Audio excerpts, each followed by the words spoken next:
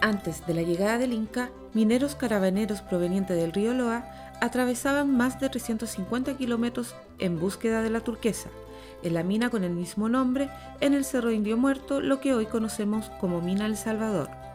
Estas culturas atacameñas interactuaron con las culturas Molle, Ánimas y Copiapó, pertenecientes al valle de Copayapu. A 50 kilómetros al sur de la mina Las Turquesas se encuentra la finca Chañaral, el primer oasis de lo que después se llamó el despoblado de Atacama. El Inca consolidó y desarrolló los caminos preexistentes con una finalidad minera. En el valle de Copayapu, después de una férrea resistencia de los Copiapó, los incas, aliados con los Diaguita del norte, conquistan el valle de Copayapu y se establecen y construyen en la parte alta del valle la Viña del Cerro.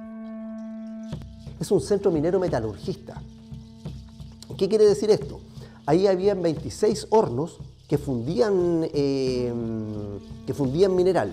Es decir, estamos hablando de la gran minería prehispánica, o sea, antes de que llegaran los españoles, que había sido usado por los pueblos originarios, pero también después la va a retomar el incanato, cuando llegue el Inca a Atacama. Ahí se junta el mineral, se acopia, se chanca, o sea, se muele, y posteriormente se funde y se hacen distintas piezas. Los incas, al igual que los indígenas locales, no conocían el hierro metálico. Por esta razón, valoraban el cobre, lo fundían y lo aliaban. De esto producían sus utensilios básicos y herramientas. El Inca conocía las cualidades del oro como sobresaliente sustancia química y era considerado un metal sagrado. Buscando este preciado mineral, continuaron su paso hacia el Valle del Huasco. Dícese, no está registrado, de que los incas peruanos fueron los primeros que descubrieron capote, el legendario mineral de capote. Y se pierde esa historia en los anales, no pudiéndose encontrar registro alguno, tanto en Perú como en Chile, de la existencia de esto. Pero sí la tradición oral nos dice a nosotros de que el mineral de capote fue explotado por los incas. En 1540 llegó al valle de Copayapu por el camino del Inca, después de pasar por el río Salado, Pedro de Valdivia, ordenando colocar una cruz de madera solemnizado por el escribano y a nombre del rey, nombrándolo Valle de la Posesión, comenzando oficialmente la conquista de Chile. Así Copiapó quedó situado como el extremo norte del reino de la Nueva Extremadura. El primer colono establecido que tuvo Copiapó fue Francisco de Aguirre, que después de refundar la ciudad de La Serena, se asienta y construye su casa solariega frente de la actual iglesia San Francisco. Dos de sus hijos, Hernando y Francisco, dieron origen a una numerosa descendencia. Hernando, que de adolescente siguió a su padre en todas las batallas, tuvo más bien dedicación a la industria minera, fundando el primer trapiche de Copiapó. El comienzo del siglo XVII está marcado por la Guerra de Arauco, los riquísimos lavaderos de oro fundados por Pedro de Valdivia, donde el tributo del Inca no había llegado, habían caído en manos de los mapuches. Este siglo fue el más desastroso de la colonia, su único comercio era el cebo y el charqui, y el valle de Copayapu se mantenía por la recolección de azufre en la cordillera y la producción de vinos y aguardiente que llevaban las tropas de mulas al opulento mineral de Potosí. En el año 1707 comienzan los descubrimientos de los minerales de oro en Copiapó, en el paraje llamado Talinay. Al alejado Copiapó comenzó la llegada de comerciantes españoles, dándole vida al alicaído valle.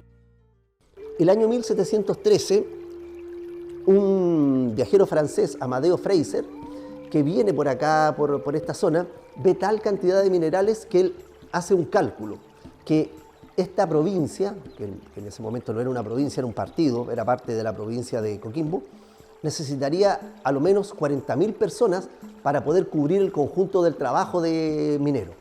Me parece exagerado, pero supongamos que sea solo el 10% de eso, 4.000. En la región en esa época no habían 4.000 personas, entonces esta es una región minera por esencia.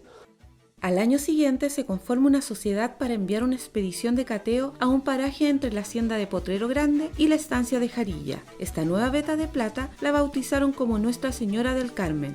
Luego se construye el primer trapiche de beneficio de plata. Este establecimiento de beneficio se levantó en la hacienda de Potrero Grande, en el punto llamado San Antonio, en honor a su dueño. Pero el oro acaparaba todas las manos y el beneficio de la plata contaba con una mayor complejidad. En los próximos años se descubren vetas de oro en el Cerro Chanchoquín, hoy Cerro La Cruz, también en la hacienda de Chamonate hacia la costa, hacia el sur en el distrito de Ojanco y en el alejado Cerro Blanco. En 1743, un cacique araucano llamado Juan Nahuel Paqui, residente en Copiapó, decidió emprender una compañía de cateo. Es así como sale rumbo al despoblado de Atacama, siguiendo el camino del Inca. Una vez recorrido 15 leguas, se detiene en un cerro cubierto de plantas conocido con el nombre de Cachiyuyo, descubriendo una rica veta de oro. Al año siguiente, debido al comercio que mantenía este valle, se funda la villa de San Francisco de la Selva. El nuevo corregidor, acompañado de los vecinos más notables, se internó entre esos árboles y matorrales que por tanto tiempo habían sido la espalda del pueblo viejo. Apellidos como Cisterna, Torres, Aguirre, los mismos de La Serena, se repiten, se quedaron, ¿cierto?, en Copiapó, y aquí en el Valle del Huasco no hallaban dónde quedarse o dónde establecerse. Y ellos vieron de que el sitio donde está actualmente Freirina, donde nosotros estamos sentados en estos momentos, dijeron ellos, oh, ahí hay rastros de la minería, hay tierras calcinadas y hay rastros de hornos, o sea, quemaron cobre. Entonces ellos se quedaron acá, entonces empezaron a buscar y encontraron esta riqueza que les interesaba a ellos, no solamente cimentarse en la tierra, hacer sus casas, sino que ellos querían la riqueza y la encontraron acá en Freirina. En 1700 se descubre el rico mineral de oro de Capote, el cual propició el desarrollo y comercio. Paralelo a Capote, se descubren diferentes minerales de cobre, como son los minerales Quebradita, Fragüita y Labrar del distrito San Juan en Freirina. En la medianía del valle, el mineral de Camarones y en la cordillera Jarilla.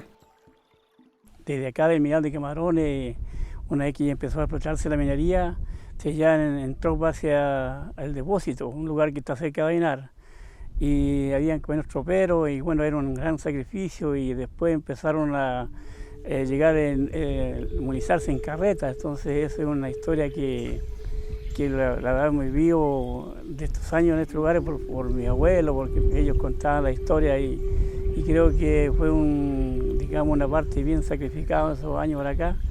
Y había un movimiento de más o menos como 1000 personas, y creo que ahí donde está el esfuerzo, el trabajo, y están estos lugares, bueno, como acá estamos a los pies del mineral de Camarones, hay una fundición, había un horno reverbero, bueno, habían últimamente hay hasta carabineros en ese lugar, hay una pulpería, hay un hotel, bueno, y todo, digamos, era lo más, digamos, el trabajo que en esos años se trabajaba como se dice, de sol a sol. Pues entonces creo que eso también nos lleva a nosotros a mantener ese rescate, ese amor, ese cariño que hay dentro de estos lugares, porque nosotros nacimos, como decía, en estos lugares, queremos conservar y venimos de una familia de mucho esfuerzo. Entonces eso es lo que nos lleva a nosotros a seguir, queremos ahora construir este museo y todo lo que hemos encontrado en estos lugares queremos conservarlo acá.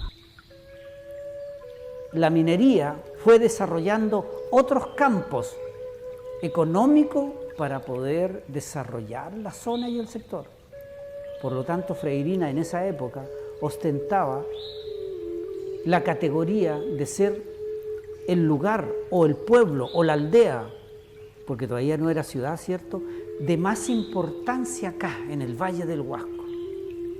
En el norte teníamos a Copiapó, y en el sur teníamos La Serena, fundada por Juan Boón. Entonces ellos tenían para atravesar desde el mini desierto al desierto de Atacama, tenían esta fuente de energía, de agua, de comida, de minería, de economía, que era el Valle del Huasco, y principalmente Freirina, porque Vallenar, discúlpenme los vallenarinos, no existía. En las últimas décadas del siglo XVIII llegan al valle de Copiapó europeos como los Almeida, Borkowski, Gallo y Subercaseaux, que dieron impulso a la industria naciente del cobre y la plata. En donde antes había trabajado el oro, comenzaron a ser trabajadas vetas de cobre y plata, como los minerales de Cerro Blanco y Ojancos. Además, los cateadores descubrieron nuevos minerales de cobre y plata, como los de Puquio, el Checo, Cabeza de Vaca y hacia la costa de Caldera, el mineral de Algarrobo. Paralelo a estos descubrimientos, desde la villa San Francisco de la Selva hasta la parte alta del valle, se empiezan a construir trapiches e ingenios aprovechando la fuerza del agua del río. Uno de los industriales más destacados de la época fue Pedro de Fraga, quien trabajaba los minerales de cobre, Algarrobo y San José, mineral de plata de Chanchoquín y los minerales de oro Jesús María y Remolino. Fraga entregó gran parte de su fortuna en obras de caridad y mejoramiento de la villa San Francisco de la Selva. Por sus buenas obras se ganó el respeto y cariño de la comunidad. En el Valle del Huasco, la minería del cobre había aumentado considerablemente. Hacia el sur de Santa Rosa de Huasco se comenzó a explotar el rico y gran mineral del Morado. Siguiendo al norte, el mineral de oro de Canutillo y cerca del legendario Capote, los minerales de cobre de Astilla y Carrizal Alto, que ya tenían sus décadas de explotación. Otros minerales descubiertos en esa época son el mineral Ojo de Agua cerca de Maitencillo, subiendo hacia el valle el mineral del Jilguero y en lo más alto del valle los minerales de cobre El Orito en el valle de San Félix y los minerales del valle del Tránsito. En 1789, Ambrosio Higgins fundó la villa San Ambrosio de Vallenari, en la parte más ancha y céntrica de la cuenca del valle. A fines del siglo XVIII se asomaban los aires de la independencia. Este gran hombre, unos pocos años después, abolió las encomiendas, que era el derecho de los españoles para obtener mano de obra indígena gratuita. En 1811, un indígena llamado Paco Licuime descubre el histórico mineral de plata de Agua Amarga. Este mismo año se descubre el mineral de plata Vizcachitas y los hermanos José y Juan Espinosa descubren otro mineral de plata, llamado Tunas. Estos minerales provocaron que se cuadriplicara la población en la villa San Ambrosio de Vallenari. En 1814 se descubre el mineral del Carrizo. Estos minerales, aparte de financiar las alicaídas arcas de la naciente república, ayudan a cubrir los gastos del Ejército Libertador para la liberación del Perú. Producto de esto mismo es que cuando asume como director supremo de Chile, que sería un presidente, José Miguel Carrera, crea un banco en Vallenar, que es el primer banco de Chile que se llama Banco de Rescate de la Plata. Y ese dinero permite desde 1811 hasta 1818, digamos, el pago del conjunto de lo que son las guerras de independencia, que como sabemos son caras porque hay que pagar soldados, vituallas, armas, en fin. Entonces el rol de Agua Amarga y de este mineral de plata es fundamental. En 1826 llega a Copiapó la compañía inglesa llamada Chilean Mining Association, que tuvo como agente encargado a Charles Lambert, quien empieza a adquirir diferentes minerales, desde Algarrobo en Caldera, Chanchoquín en Copiapó, Checo y Remolino junto a sus trapiches hacia el interior del valle. La llegada de Lambert a Chile significa un antes y un después en la historia de la metalurgia del cobre en el siglo XIX.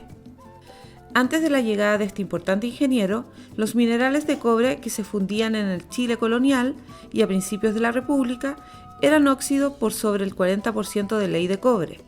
Los sulfuros o bronces que se encuentran en mayor cantidad no se tomaban en cuenta.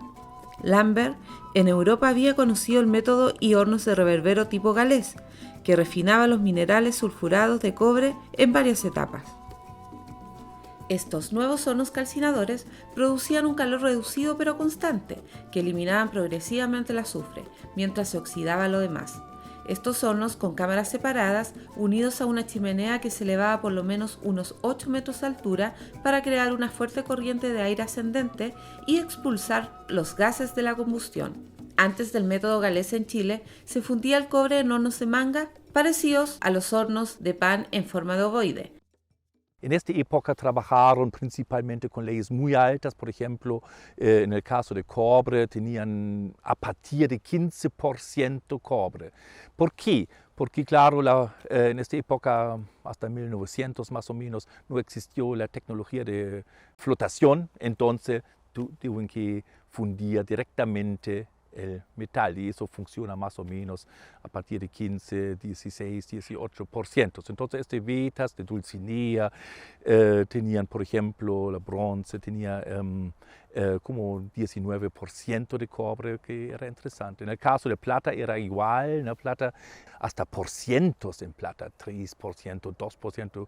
¿no? Y si uno tiene que recordarse, hoy día plata tiene un valor, un depósito de plata hoy día está interesante en 200 ppm o 200 gramos por tonelada, para decirlo, ¿no? Entonces es otra dimensión.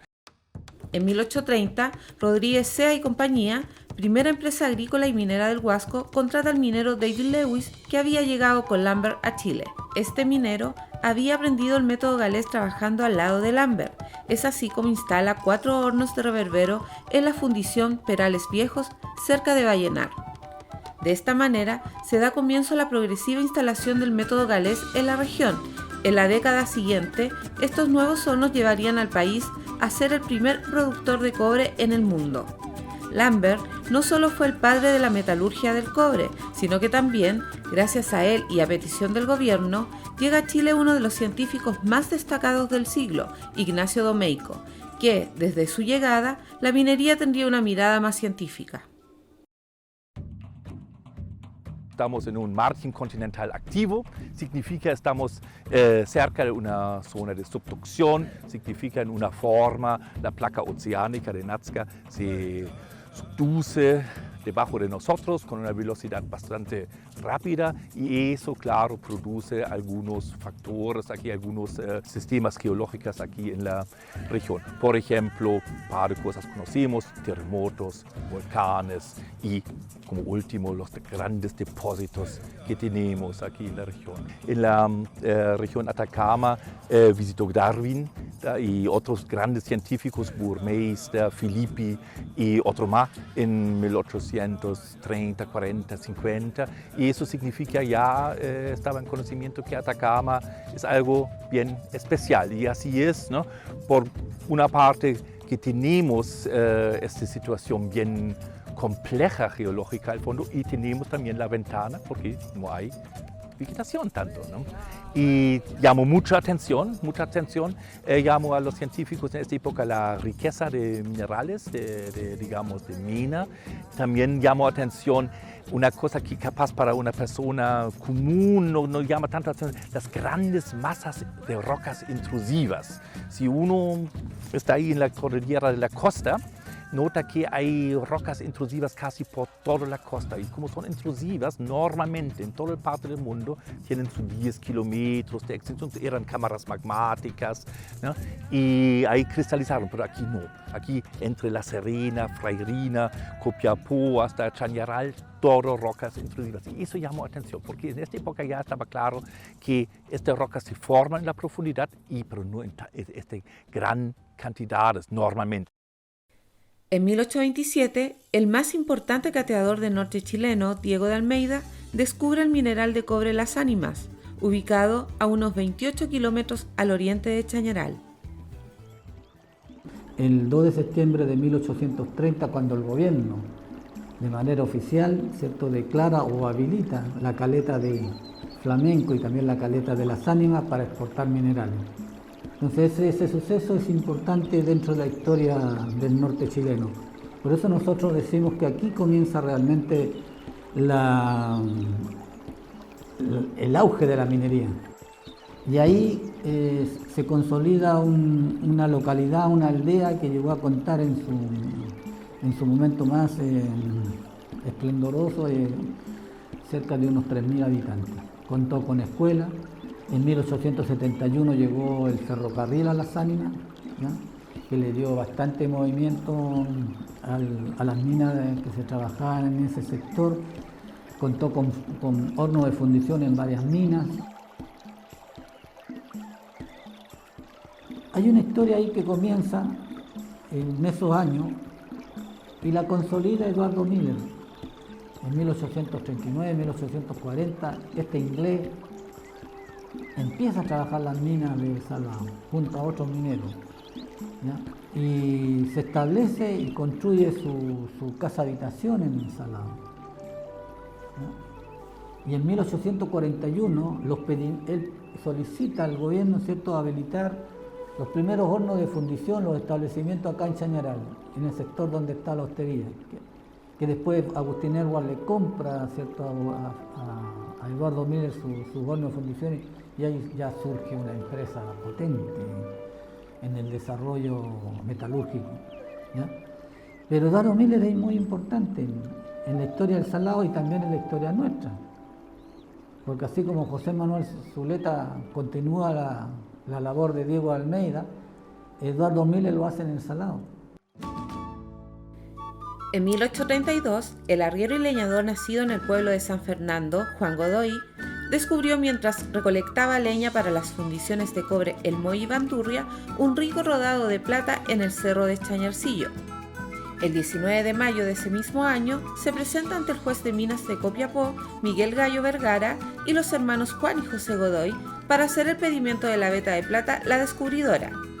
7 días después del denuncio, los hermanos Juan y José vendieron a Miguel Gallo su parte de la mina.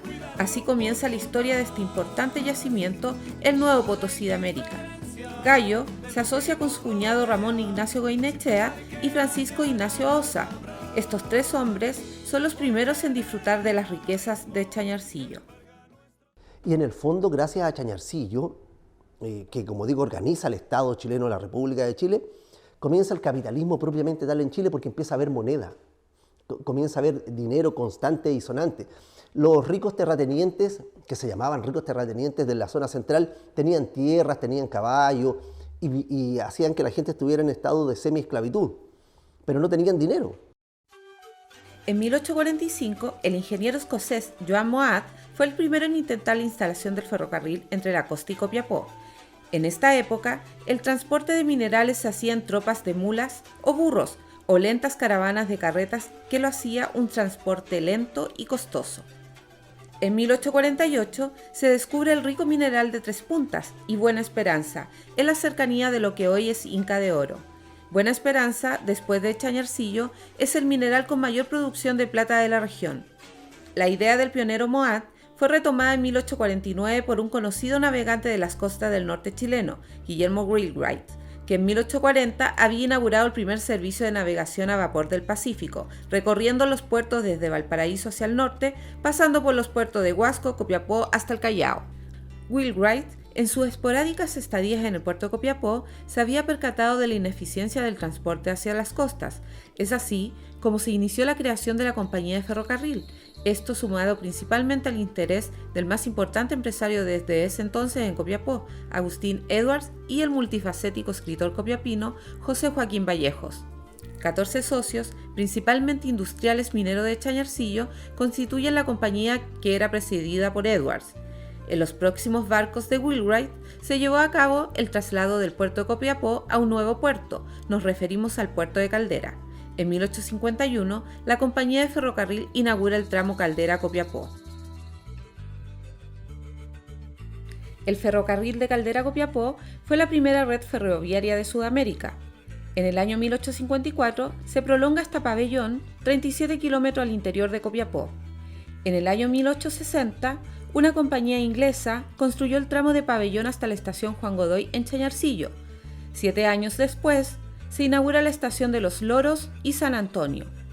A la estación de Los Loros llegan caminos carreteros de los importantes centros mineros como Lomas Valla, el tercer mineral de plata después de Chañarcillo, y Buena Esperanza, y Cerro Blanco, un mineral de cobre. En 1871 se inaugura el servicio hasta Puquios. Impulsores de este tramo fueron los ricos mineros Apolinario Soto y Felipe Mata. Del terminal de Puquios salía el camino carretero que pasaba por la mina de cobre Dulcinea de Puquios hasta los importantes minerales de plata Tres Puntas y Chimberos. Muy interesante este conjunto, la globalización que afectó a Atacama 1850-60, ¿no? Hay que destacar eso, ferrocarril, cable de telecomunicación, uno de los primeros, ¿no? Aquí Caldera, la Escuela de Minas, ¿no? máquinas a vapor comprados en Alemania, en Inglaterra. Imagínense, hasta hoy es complicado para comprar una máquina así en Europa y en esta época lo compraron. Los yacimientos dieron vida a los puertos de Atacama. Desde el sur, el puerto de Chañaral de Aceituno junto con el de Zarco fueron la salida del mineral del Morado. Un poco más al norte, el puerto de Peña Blanca fue la ventana de los centros de fundición de Labrar y el de la familia Montt. En el puerto de Huasco se construyó la fundición de astilleros. Más al norte, el importante puerto de Carrizal Bajo, que también contaba con fundiciones, era la puerta de salida de Jarillas y Cerro Blanco en lo más alto. En la medianía, los minerales y fundiciones de Carrizal Alto y Canto del Agua.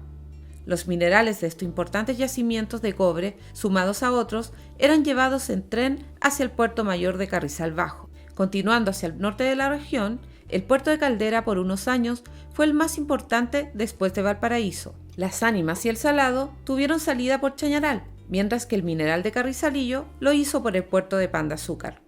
Los puertos de Caldera, Chañaral y Pan de Azúcar también contaban con fundiciones de cobre. En Chañaral todo lo que se levantó fue con el aporte de sus propios vecinos. No hubo ayuda del Estado hasta antes de 1875. Y lo digo 1875 porque en esa fecha, un 13 de septiembre, se funda la Municipalidad de Chañaral. Y ahí viene el apoyo ya del Estado, podríamos llamarlo, en forma consistente. Pero la plaza, los templos, todo fue aporte ciudadano. Y fue un ejemplo para el país porque los gobiernos de la época no creyeron de que fuese posible levantar un pueblo en el despoblado. Los cateadores fueron importantes en el desarrollo posterior en el llamado despoblado de Atacama. Gracias al tesón, al sacrificio, al esfuerzo, a la visión de estos cateadores, fue posible descubrir importantes yacimientos metalíferos en el desierto. Diego de Almeida fue llamado el padre de la minería, el cateador que descubrió primero la zona de Caldera, luego el Chañaral, Taltal, y llegando hasta San Pedro de Atacama. Los cateadores atacameños fueron catalizadores de la historia de la región de Antofagasta.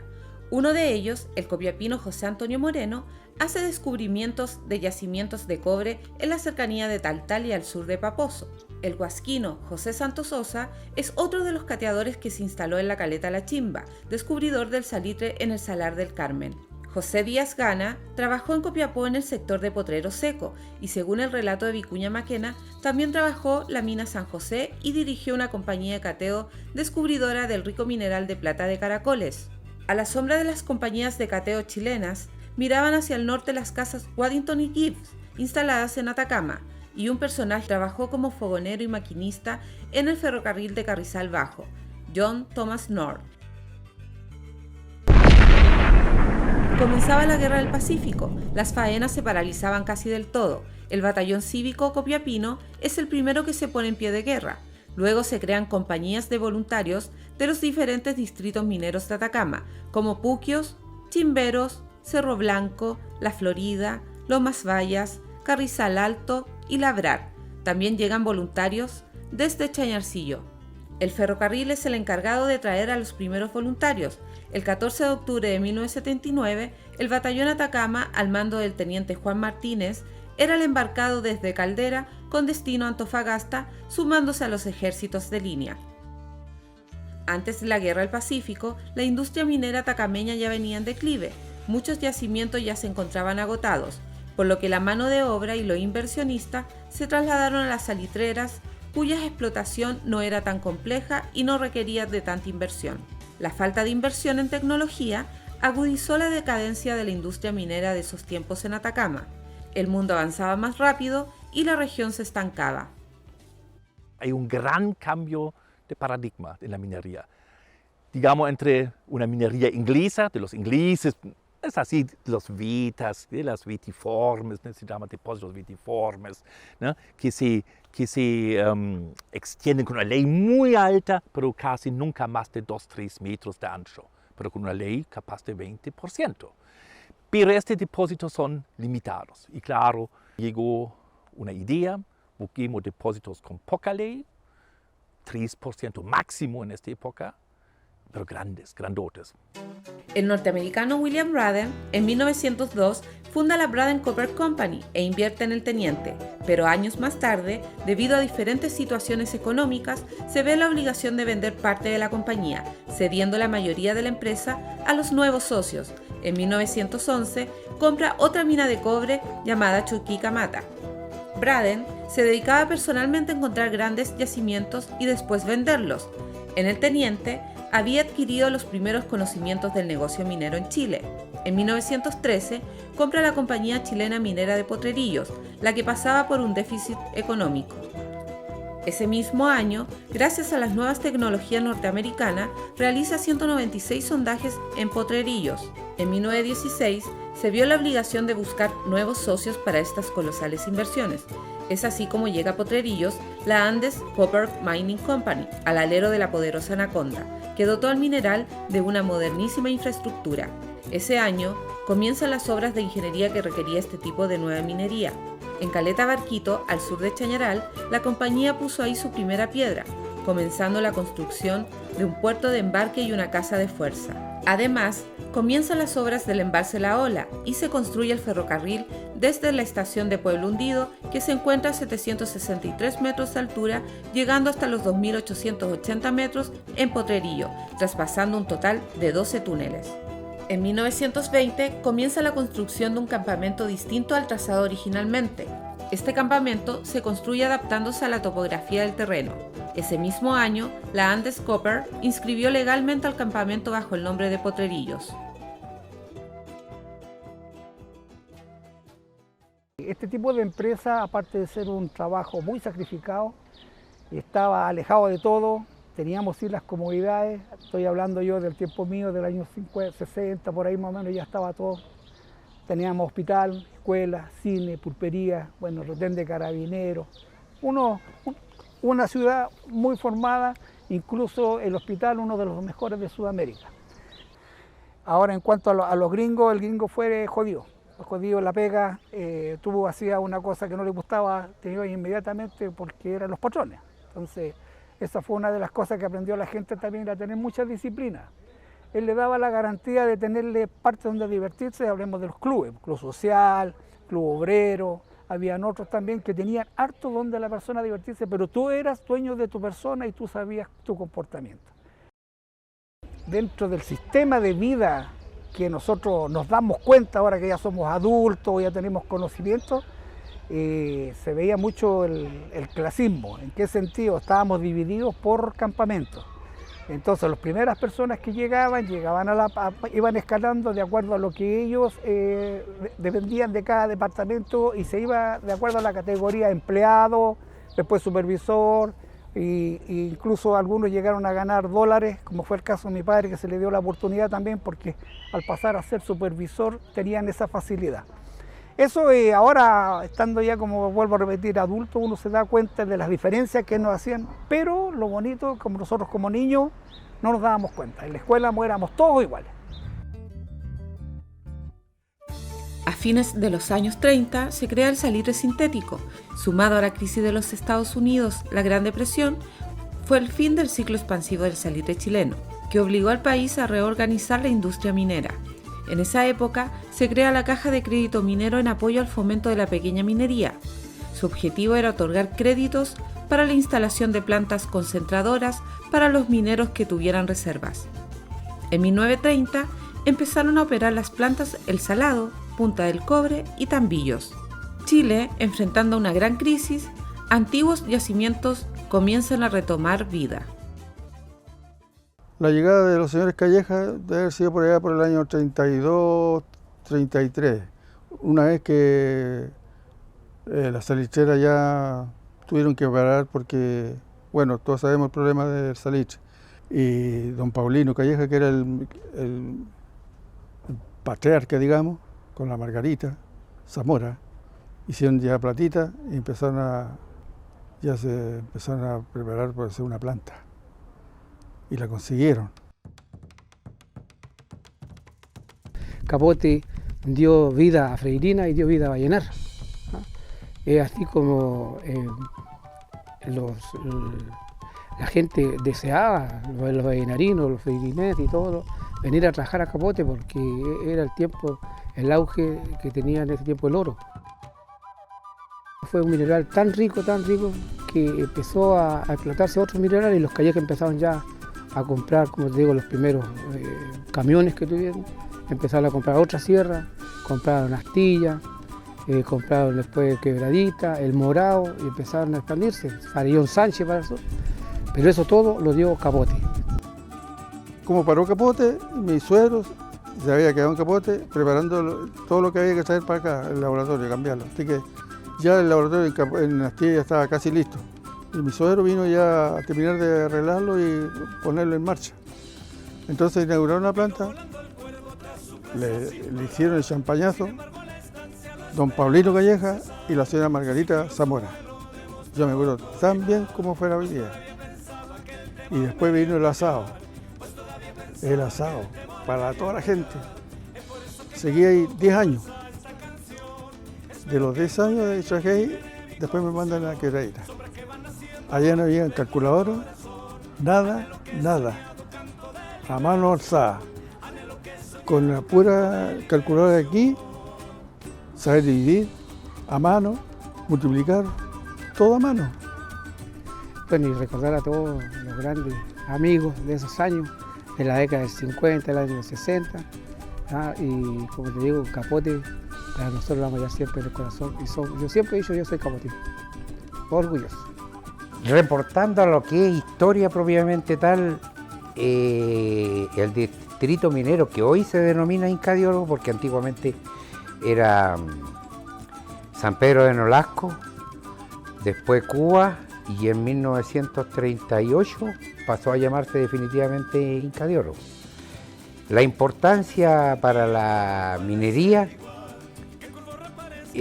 básicamente los inicios de la pequeña minería artesanal, lo que hoy se conoce como pequeña minería artesanal, donde funcionaba una economía básica con trabajadores y grupos familiares adosados a la faena. La historia de Inca de Oro, le puedo decir algo relevante, que fue la construcción de la escuela, la primera escuela que tuvo en esos años las guías de California. En rasgos generales la economía circuló siempre y hasta el día de hoy alrededor de la actividad minera. Creemos, y lo demuestran las estadísticas, que la actividad minera es el principal soporte de este país y por año no se le ha dado la importancia ni el debido respeto hacia los integrantes de la minería, que son los mineros. El hierro y el acero fueron elementos claves en la industrialización mundial del siglo XIX. En Atacama, en la década del 50, comienzan las explotaciones de los yacimientos de la franja ferrífera de la cordillera de la costa. André Anday y Emerico Letay iniciaron la Compañía Minera Santa Fe. Pero junto con ese inicio también los socios se separaron. Y Emerico Letay, que era un poco más instruido porque tenía un doctorado en la Universidad de Budapest, en Hungría, comenzó la explotación de Guantemé, que está aquí muy cerca, y de la cual todavía quedan restos, ciertos ruinas de las casas, de la casa de fuerza, y está el rasgo ahí. Y con muy buenos resultados, porque era un mineral de muy buena calidad, de muy alta calidad, 66% tenía fierro. Y Santa Fe se expandió, ¿cierto?, aquí en la región de Atacama, y empezó a trabajar los minerales de Chañaral, Mina Carmen, todas las minas de Chañaral. También las minas de Codelbo, Cerro Imán y una serie de faenas cercanas a Cerrimán. El apogeo fue entre el año 61 y 65. En ese tiempo ellos llegaron a exportar como el 47% del fierro que se exportaba de Chile. Sin duda que todo este auge de la mediana minería, como se llamaba, digamos, históricamente, fue muy beneficioso para la región de Atacama y también para las regiones segunda y primera, porque el cierre de las salitreras, que prácticamente ya a esa altura quedaban muy pocas, y originó una gran cesantía y una gran depresión que fue posterior a la Segunda Guerra Mundial. También en la década del 60 se llevó a cabo y se empezó la construcción del proyecto Algarrobo. El proyecto del Algarrobo era un proyecto largamente soñado por aquí, por el Valle del Huasco. En 1942, Potrerillos comienza una progresiva baja de leyes en su mineral. Desde ese momento comienza la búsqueda de un nuevo yacimiento, gracias a la perseverancia del geólogo William Swain, que después de sucesivas campañas de sondaje, en 1954 encuentra un cuerpo mineralizado en el Cerro Indio Muerto, que pasó a llamarse El Salvador. Es el primer caso en el mundo que se descubre un yacimiento cercano al que se está agotando. Y también todo este desarrollo de la idea de los pórfidos cupríferos tiene su nombre Atacama. Por ejemplo, la idea de los pórfidos nació principalmente en El Salvador, ¿no? Muchas publicaciones son de El Salvador, porque El Salvador cayó muy bien. Potrerillos era muy temprano, o Chuquiel, otro ejemplo, ¿no? Muy temprano. Casi no tenían interés también capaz para estudiarlo tan profundo, pero en el caso de El Salvador, 1960, ahí sí, ¿no? Y la tecnología era para estudiar, y El Salvador casi es el modelo del pórfido cuprífero mundial. Como atacameños no hemos sabido valorar y cuidar nuestro patrimonio industrial e histórico debido a la falta de políticas que permitan su rescate y cuidado. Una de las heridas más marcadas que arrastra la minería es la contaminación. Uno de los casos más cuestionados por el irreparable daño ambiental fue lo ocurrido en las costas de Chañaral, donde se vertió desde 1938 el relave de Potrerillo al río Salado, llegando hasta la desembocadura Chañaral y Caleta Palitos. Cabe destacar que el tema de los relaves no fue el único daño producido por la minería en este territorio, sino que también se arrasó con gran parte del bosque nativo, que era utilizado en su mayoría como leña para la fundición de los minerales. Cuidan su historia, que no saquean los depósitos, que reabren capaz algunos sectores. Por ejemplo, Chañarcillo en realidad es un desastre. En cualquier parte del mundo, Chañarcillo sería un hito turístico, histórico y no sé qué más, ¿no? Más encima hay que reconocer, todos están reclamando el turismo en Chile, pero si uno no hace nada para hitos turísticos como Labrar, como Chañarcillo, como Cerro Blanco, como Loma Bayas, ¿no? Como Tres Puntas, bueno, no hay ninguna sorpresa que la región Atacama se queda un poquito bajo en el nivel turístico, porque no piensan turistas europeos, norteamericanos o de toda parte del mundo, no vienen por las playas. Vienen para ver algo, para descubrir algo, ¿no? Por eso mi llamado capaz es, hay que cuidar, hay que promover, hay que destacar hitos de la minería, que realmente era un temprano intento de una globalización, de una industria fuerte, donde Atacama era uno de los primeros, digamos, global players en inglés, ¿no? Los primeros de la primera línea en la minería global.